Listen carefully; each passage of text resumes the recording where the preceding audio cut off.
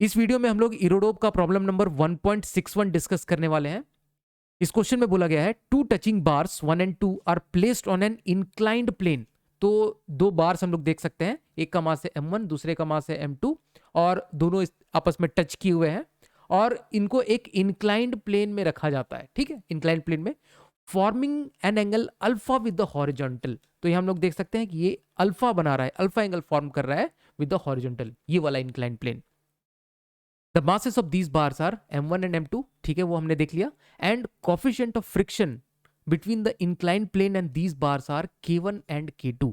तो यहां पर जो कोफिशिएंट ऑफ फ्रिक्शन है दैट इज k1 और यहां जो कोफिशिएंट ऑफ फ्रिक्शन है that is k2 with k1 is greater than k2। तो ये यहाँ पर कंडीशन दी हुई है k1 is greater than k2, इसका क्या सिग्निफिकेंस है वो भी हम लोग समझेंगे, क्यों यहां पर ये कंडीशन दिया हुआ है कि k1 is greater than k2।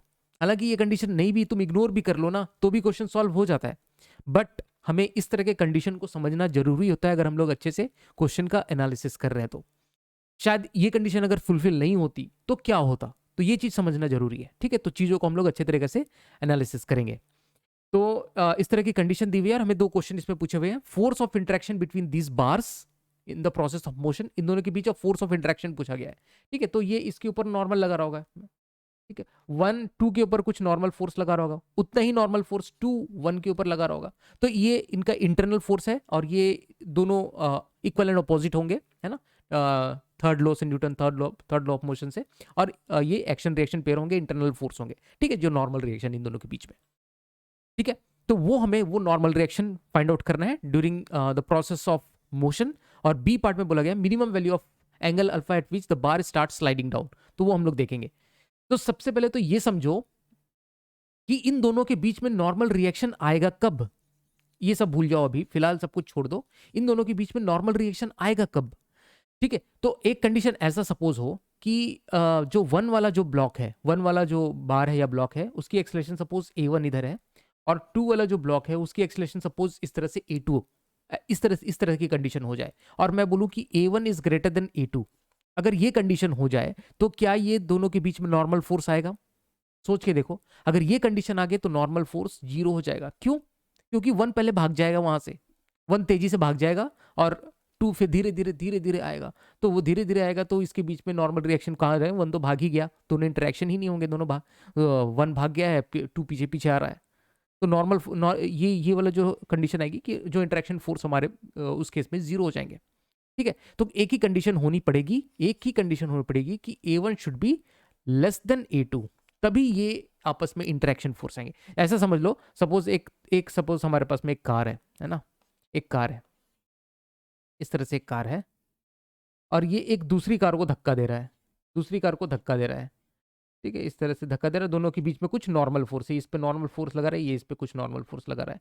ठीक है, तो दोनों को अंदर ही बना दो, ये इस पे कुछ नॉर्मल फोर्स लगा रहा है, दोनों आपस में लगा रहे होंगे। अगर ये रुका हुआ है एक तो कंडीशन हो गया, अगर इसका एक्सेलरेशन 0 है और या फिर कुछ भी है और इसके पास कुछ एक्सेलरेशन है जो कि इस तरफ से एक्सेलरेट हो रहा है, तभी इन दोनों के बीच में नॉर्मल रिएक्शन आएगा। अगर ऐसा हो कि ये गाड़ी बहुत स्पीड से भाग जाए तो इन दोनों के बीच में कुछ इंटरेक्शन फोर्स आएंगे नहीं ना, टच ही नहीं होंगे दोनों। ठीक है, तो इंटरेक्शन फोर्स नहीं आएंगे। तो सेम इसी तरह की कहानी इंक्लाइंड प्लेन में यहाँ पर कंडीशन, तो ये कंडीशन यहाँ पर सेटिस्फाई होनी चाहिए। ठीक है, ये कंडीशन सेटिस्फाई होनी चाहिए। अच्छा, अगर ये कंडीशन सेटिस्फाई हो रही है तो अगर हम लोग एक एक ब्लॉक का एनालिसिस करें, सपोज हम लोग 1 वाले ब्लॉक को कंसिडर कर लें, है ना, पहले ब्लॉक को कंसिडर कर लें, एक दूसरे पेन से बना लेते हैं।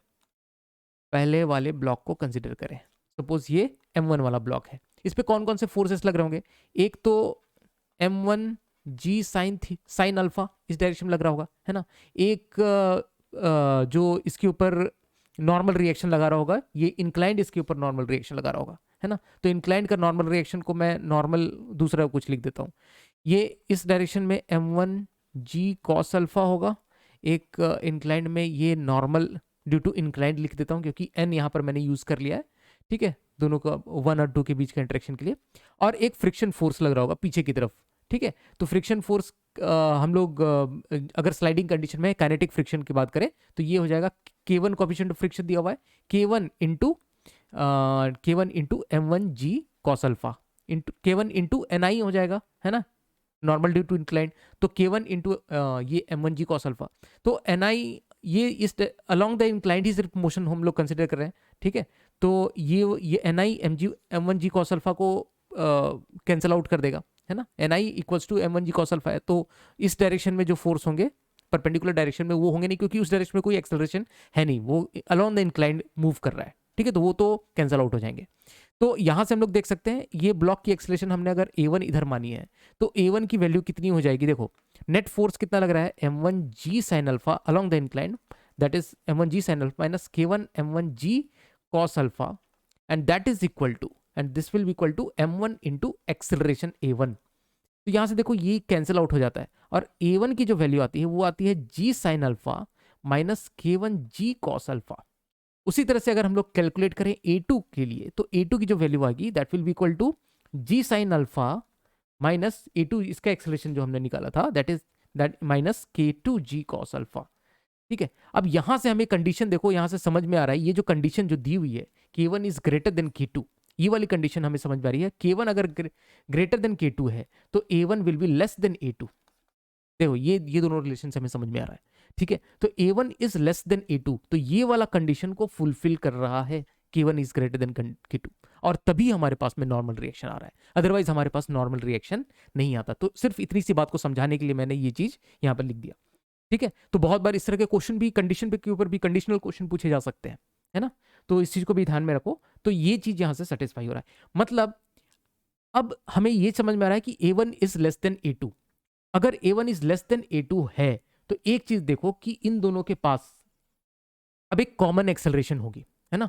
अगर पीछे वाला स्लोली आ रहा है ना, पीछे नहीं सॉरी पीछे वाला के पास A2 एक्सेलरेशन है, आगे वाले के पास अगर A1 एक्सेलरेशन है, और A1 is less than A2, अगर A1 is less than A2 तो जो इनका नेट इनके पास एक कॉमन एक्सेलरेशन होगा, है ना।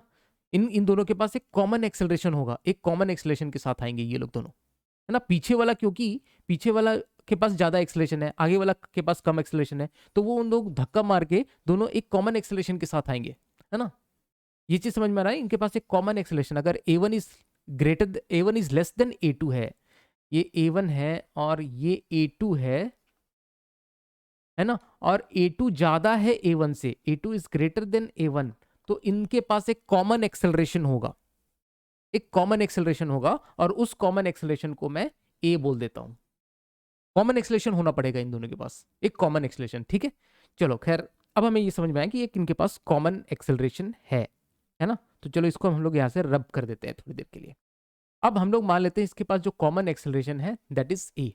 अब मैं क्या कर रहा हूं, M1 और M2 को अपना मैं सिस्टम मान लेता हूं, M1 एंड M2 को मैंने अपना सिस्टम घोषित कर दिया, M2 इज माई सिस्टम, ठीक है, बन गया सिस्टम। अब इस सिस्टम पे अगर मुझे एक्सेलरेशन निकालना है तो इस सिस्टम का मुझे नेट फोर्स पता करना होगा। तो पूरा को अगर मैंने सिस्टम मान लिया तो इस डायरेक्शन में नेट फोर्स लग रहा होगा M1 प्लस M2 इंटू जी साइन अल्फा, एक तो ये फोर्स लग रहा होगा, और एक फ्रिक्शन फोर्स यहां पे लग रहा होगा काइनेटिक फ्रिक्शन, और एक काइनेटिक फ्रिक्शन F2 यहां पे लग रहा होगा। बस इतने सारे फोर्स हैं, और ये जो फोर्स है that is equal to mass into acceleration, सीधा सीधा मास इनटू एक्सेलरेशन है। तो नेट फोर्स जो हम लोग देखें अलोंग द इंक्लाइंड, वो हम लोग देखते हैं, net force along the inclined that is equal to M1 plus M2 into ji sine alpha, और पीछे की तरफ फ्रिक्शन 1 एक फ्रिक्शन 2 जो कि काइनेटिक फ्रिक्शन लग रहा होगा, and that is equal to mass, net mass इतना हो गया पूरे सिस्टम का, हमने इसको सिस्टम माना है, इंटू एक्सेलरेशन ऑफ सिस्टम, ठीक है। तो बस इसमें हम लोग सॉल्व कर लेते हैं। Kinetic friction mu into N1 हो जाएगा, म्यू इंटू N2, म्यू की जगह यहाँ पर K1 K2 दिया हुआ है, तो यहाँ पर ये लिख देंगे M1 प्लस M2 इंटू जी साइन अल्फा माइनस ये वाला फ्रिक्शन फोर्स कितना हो जाएगा K1 इंटू M1 जी cos alpha, mu m g cos alpha, minus K2 into friction force 2 लिख रहा हूं मैं, K2 into M2 g cos alpha that is equal to M1 plus M2 into A। Acceleration को हम लोग लिख सकते हैं यहां से, acceleration that is equal to ये हो जाएगा M1 प्लस M2 इंटू जी साइन अल्फा, माइनस यहां से हम लोग जी कॉस अल्फा को कॉमन निकाल सकते हैं, जी कॉस अल्फा, और ये बन जाएगा K1 M1 plus K2 M2, and इसको हम लोग डिवाइड करेंगे divided by m1 plus m2। ये इस सिस्टम का नेट एक्सेलरेशन आ गया। अब इसके बेसिस पे हम लोग इंटरेक्शन फोर्स निकाल सकते हैं। तो हमारे जो सिस्टम का नेट एक्सेलरेशन हमने ये कैलकुलेट किया g sine alpha n into m one plus m two. देखो अभी यहाँ पर हमने कैलकुलेट किया g sine alpha into m one plus m two minus g cos alpha k one m one plus k two m two divided by this. तो ये हमने system का एक्सेलरेशन कैलकुलेट किया। अब हमें क्या पूछा गया यहाँ पे, हमें पूछा गया पहले पार्ट में देखो force of interaction of the bars in the process of motion, force of interaction of the bars. तो जो नॉर्मल फोर्स हमने बात करी थी, ये इसके ऊपर कुछ नॉर्मल फोर्स लगा रहा होगा, ये इसके ऊपर नॉर्मल फोर्स लगा रहा होगा। अब ये कैसे कैलकुलेट करें, तो एक एक को अब हम लोग तोड़ देते हैं, ठीक है। M1 का एनालिसिस हम लोग सिर्फ करते हैं, M1 वाले ब्लॉक का एनालिसिस करो। तो M1 वाले ब्लॉक में अगर हम लोग देखें तो इस डायरेक्शन में जो फोर्स लग रहा है that is M1 into ji sine alpha, और इस डायरेक्शन में फ्रिक्शन फोर्स लग रहा होगा एक, तो है ना, इस डायरेक्शन में फ्रिक्शन फोर्स लग रहा होगा, और उसकी वैल्यू कितनी आ जाएगी K1 इंटू M1 इंटू जी कॉस अल्फा, ठीक है, ये आ रहा होगा। और एक नॉर्मल रिएक्शन भी इसके ऊपर लग रहा होगा ना, जो कि हमें फाइंड आउट करना है। और इसका नेट एक्सेलरेशन तो हमने देख रखा है कि इसका नेट एक्सेलरेशन इस डायरेक्शन में ए है, ठीक है, अलोंग द इंक्लाइंड। तो बस अब इसी को हमको यूज करना है along the inclined. Along the inclined net force देखो एन नीचे की तरफ लग रहा है, net force N minus m1 G sine alpha and minus एक ये फोर्स लग रहा है minus K1 into M1 ji cos alpha, and that is equal to mass into acceleration, that is equal to m1 into acceleration, ये वाला acceleration, क्योंकि इस system का नेट एक्सेलरेशन है, एक कॉमन एक्सेलरेशन है। तो ये वाला चीज हमारे यहां से आ जाता है। तो यहां से अगर हम लोग n की वैल्यू कैलकुलेट करें, इस इक्वेशन में हम लोग a की वैल्यू को यहां से यहां पर पुट करें, है ना, और अगर हम लोग n की वैल्यू कैलकुलेट करें तो n की वैल्यू इस तरह से हमारे पास में कैलकुलेट होके आ जाती है। कैलकुलेट करना कोई बहुत बड़ा जॉब नहीं है, चीज़ों को समझना इंपॉर्टेंट है ना। यहाँ पर पुट करो, खेलते रहो, खेलने कूदने के बाद ये वैल्यू नॉर्मल की ये वैल्यू आ जाती है, ठीक है। इस तरह से हम लोग नॉर्मल निकाल सकते हैं, जो कि हमारा first part of the question में पूछा गया था, ठीक है। तो अभी B part of the question में देखो क्या पूछा गया है। ए पार्ट तो हमने निकाल दिया, बी पार्ट में बोला गया minimum value of angle alpha eight which bar start sliding down. कितने एंगल अल्फा पे बार नीचे की तरफ स्लाइड डाउन होना शुरू होगा। तो देखो बार स्लाइड होने के लिए क्या कंडीशन होनी चाहिए, बार नीचे स्लाइड होने के लिए क्या कंडीशन होनी चाहिए। तो हमारे पास में देखो स्लाइड होने के लिए हमारे पास में बार के पास नीचे कुछ एक्सेलरेशन होना चाहिए। जो कॉमन एक्सेलरेशन हमने निकाला, वो कॉमन एक्सेलरेशन जो हमने निकाला, इसको अभी हटा देते हैं। तो एक कॉमन एक्सेलरेशन ये वाले एक्सेलरेशन हमने निकाला है, जो यहाँ पर कैलकुलेट किया हुआ है। तो ये नीचे की तरफ जब खिसकेगा, जब ये एक्सेलरेशन इसके पास कुछ होगा, और मिनिमम वैल्यू ऑफ अल्फा पूछा गया है, मिनिमम वैल्यू ऑफ अल्फा। अब उस मिनिमम वैल्यू ऑफ अल्फा को हम लोग कैसे निकालेंगे कि ये देखो नीचे की तरफ, इसको तो नीचे की तरफ एक्सेलरेट होना पड़ेगा। अब अगर हम लोग सपोज अल्फा को कम करते गए तो क्या होगा, एक चीज देखो, अल्फा को अगर हम लोग कम करते गए तो ये वाला जो टर्म है, ये वाला टर्म बढ़ता जाएगा, ये वाला टर्म देखो, ये वाला टर्म घटता जाएगा, है ना। तो मतलब एक्सेलरेशन नेट जो है, एज मैं लिखता हूं एज अल्फा डिक्रीजेस, जैसे जैसे हम लोग अल्फा को कम, क्योंकि अल्फा में मिनिमम निकालना है, अल्फा को हम लोग कम जैसे जैसे करते गए, एक्सेलरेशन की वैल्यू हमारे पास में कम होती गई, कम होती गई। अब हमें एक लिमिटिंग वैल्यू निकालना है, मिनिमम वैल्यू निकालना है। तो लिमिटिंग वैल्यू क्या होगी कि लिमिटिंग वैल्यू हो जाएगी कि एक्सेलरेशन जो है इसका वो 0 हो जाए, है ना। जस्ट इस कंडीशन के बाद वो इस अल्फा के बाद वो अल्फा इसको ये मिनिमम होगा, फिर जैसे जैसे अल्फा बढ़ाएंगे वो नीचे की तरफ स्लाइड होना शुरू होगा। तो ये इसकी लिमिटिंग कंडीशन हो जाएगी, है ना। तो लिमिटिंग कंडीशन हम लोग निकालते थे, 0 करें ना एक्सेलरेशन, तो जो न्यूमरेटर है उसको इक्वल टू 0 पुट कर देते हैं हम लोग, एक्सेलरेशन को 0 पुट कर देंगे।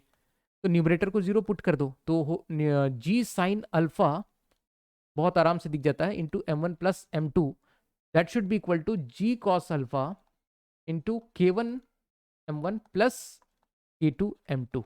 और यहां से देखो जी से जी कैंसिल हो गया, कॉस अल्फा को इधर ले आओ तो टेन अल्फा ये बन जाएगा, tan alpha that is equal to K1 m1 plus K2 m2 divided by m1 plus m2। तो ये वाली कंडीशन हमारे पास में बन जाती है अल्फा मिनिमम के लिए।